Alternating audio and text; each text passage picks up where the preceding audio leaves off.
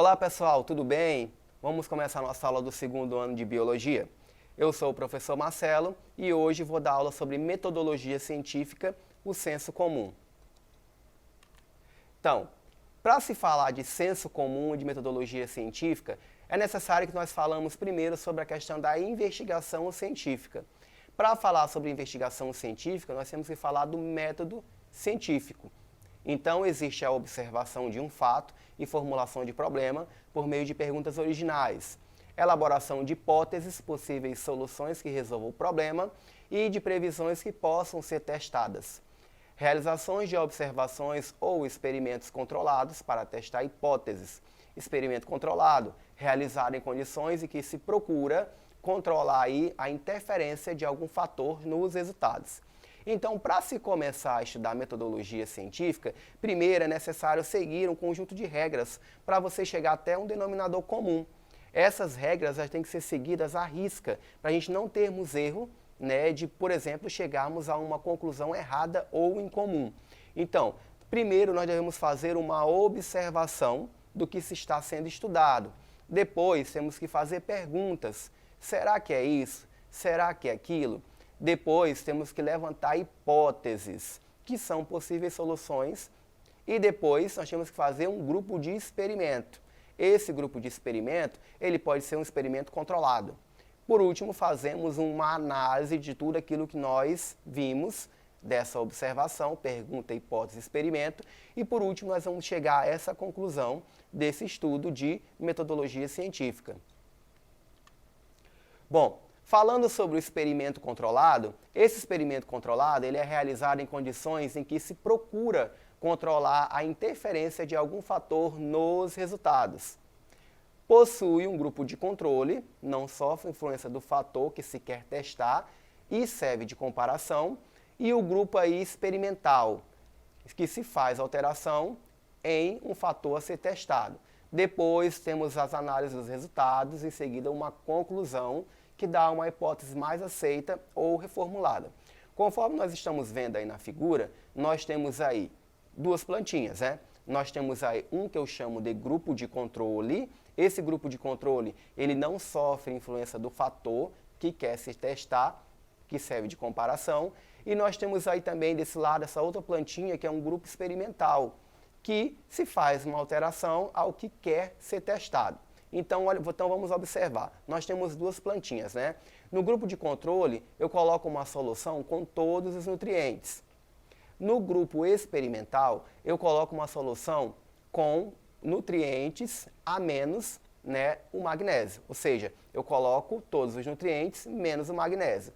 Todas as plantas recebem a mesma quantidade de iluminação. Então, nós temos aí esses dois experimentos. Esse grupo de controle é uma planta com todos os nutrientes, inclusive o magnésio. O grupo experimental é uma planta com todos os nutrientes menos o magnésio. Então, essa ilustração ela mostra uma planta em cada grupo analisado pelos cientistas. E aí, qual é o objetivo aí desse fator? Nesse caso, eles vão chegar a uma análise dos dados e vão chegar a uma possível conclusão. Será que a planta com controle, ela se desenvolve melhor do que a planta que ela está sendo aí do grupo experimental? Será que a falta desse nutriente vai influenciar no crescimento dessa planta? E aí, então, é que se elabora uma investigação científica, através de experimentos, através de observação, da análise e também chegar à conclusão desses resultados. Para isso, também precisamos falar sobre a questão das leis e teorias. É necessário sabermos o que é lei e é necessário sabermos o que é teoria. Além disso, precisamos também estudar o que é um modelo. Bom, o que é uma lei ou princípios científicos? Enunciados gerais que descrevem regularidades que ocorrem em certas condições. Por exemplo, a lei da hereditariedade de Mendel. Nesse caso, é uma lei, porque sempre tem regularidade descrita nessa lei.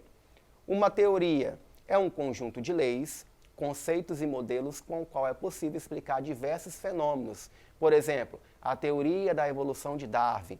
Quando chegarmos mais na frente dessa aula sobre genética e sobre evolução, vamos entender o que significa uma teoria e uma lei. que são bem diferentes. Uma lei é o que sempre está aparecendo e uma teoria é para explicar como ocorre aquela lei. E temos também os modelos, que são construídos pelos cientistas com base em experiências que buscam explicar o que é observado. Podem ser modificados e corrigidos à medida de novas descobertas são feitas. Por exemplo, o modelo atômico de Thomson, que já foi substituído. Nós temos aí na figura esse modelo atômico de Thomson, né? Só que esse modelo, ele já é um modelo mais antigo. Por quê? Porque esse modelo ele já foi atualizado, né? Existe um modelo hoje aí de Rutherford e depois de Rutherford tem um modelo de Rutherford-Bohr, que é muito mais atualizado que esse pudim de massas, né, que é chamado modelo atômico de Thomson. Então já existe um outro modelo muito mais aprofundado. Então é por isso que é chamado de modelos, porque a cada vez ele vai sendo substituído por outro mais atualizado. Bom, quais são os limites da ciência? Ciência e tecnologia, ferramentas que são chamadas de eficazes. A tecnologia é a prática do conhecimento científico. Entretanto, elas não produzem apenas coisas boas. Exemplo, o esgotamento de recursos naturais, poluição, desequilíbrio ecológico. Então a gente pode observar que nem sempre a tecnologia ela traz coisas boas, né, para a humanidade. Ela também pode trazer malefícios, né? Bom, aí que entra a questão da ética. A ética ela debate os valores, ou seja, o certo, o errado, o bem e o mal. As aplicações das ciências devem respeitar sempre os valores e os direitos humanos. Então, essa parte da ética, ela está justamente aí para controlar essa questão do bem e do mal. Será que é certo fazer isso? Será que é errado fazer aquilo? E aí, o que isso tem a ver, então, com a questão aí da tecnologia? Será que a tecnologia realmente vai só trazer benefícios para mim e para a humanidade? E aí, é a ciência, é a parte da cultura humana, como a arte, a filosofia e a religião, que traz parte aí do conhecimento cotidiano. Porque não só devemos nos valer apenas pelo que é levantado aí pelas disciplinas, né? A biologia, a física, a química. Nós também temos que levar em consideração o que nós trazemos de vida, né? O que nós trazemos em nosso aprendizado, ou seja, o do nosso cotidiano. Também equivale para o nosso conhecimento científico. Bom, então a ciência ela é a experiência humana examinada e verificada produz conhecimento. Vamos ver esse exemplo aí. Por exemplo, nós temos primeiro a observação de um fato. Galinhas se alimentam com arroz polido, formam aí, elas vão desenvolver beriberi. Depois vem a formulação de uma pergunta. Por que as galinhas ficam doentes? Nesse caso, o beriberi é uma doença. E aí, por que as galinhas ficam doentes? Aí depois vem a criação de uma hipótese. Existe alguma substância no arroz que pode, ou seja, no arroz na casca, que previne o beriberi? Aí depois vem a realização do experimento controlado. Aí vem um grupo controle, galinhas alimentadas com arroz com casca. E depois vem um grupo experimental, galinhas alimentadas com arroz polido, ou seja, sem a casca. Aí depois vem a comparação dos resultados. Galinhas do grupo experimental desenvolvem beriberi e as do controle não. Qual a conclusão que nós chegamos? A casca do arroz contém algumas substâncias capazes de prevenir o beriberi, ou seja, a hipótese está correta. Então, nesse caso aí, quando se utilizou esse exemplo, nós podemos observar que as galinhas que se alimentavam aí do arroz polido poderiam aí, nesse caso, essa doença ela poderia aparecer. E as outras galinhas que, nesse caso, se alimentavam com arroz com casca, nesse caso, prevenia essa doença. Algumas diferenças entre o senso comum e a ciência. Agora nós vamos aprender o que é o senso comum. Os conhecimentos do senso comum baseiam-se na experiência cotidiana das pessoas, na chamada experiência de vida, e se distingue da experiência científica, que é feita com um planejamento rigoroso e metodológico. Senso comum, em alguns casos, trata-se de experiências pessoais, em outros casos, são experiências compartilhadas pelos membros da comunidade, no decurso do processo de socialização. Em suma, é um conhecimento que se adquire, geralmente sem estudos, sem investigações sistemáticas. Então, quando se fala de experiência científica, nós estamos falando de um rigoroso metodologia científica. Então, você vai analisar a problemática, né? Você vai levantar hipótese, você vai analisar, você pode colocar lá um grupo controle, você pode colocar lá um grupo experimental, e aí você vai chegar aí a uma análise, você vai chegar a uma conclusão. Isso aí é a investigação científica. Mas e o senso comum? O senso comum é aquilo que nós vivemos no nosso dia a dia. São as nossas experiências, né? Se eu sei que eu me acordo todo dia às 6 horas da manhã e isso vai ser bom para mim, para o meu dia a dia, porque eu vou me manter mais desperto, então, como eu já estou acostumado com isso, então nesse caso aí é o meu senso comum, porque já é a minha experiência de vida, dentre outros exemplos, né? Então, nesse caso, para se falar de senso comum, então não é necessário estudo, nenhuma investigação sistemática. Por exemplo, para aprender onde fica a padaria mais próxima da casa ou para aprender a amarrar os sapatos, não é necessário efetuar uma investigação metodológica, basta a experiência de vida. Pelo contrário, a ciência explica que as investigações, os estudos, eles são feitos metodologicamente. Então, é como foi feito o exemplo. Você aprende a amarrar o seu sapato, o seu tênis, com a sua experiência, quando você faz isso todos os dias. Não é necessário que você faça uma metodologia para isso poder acontecer.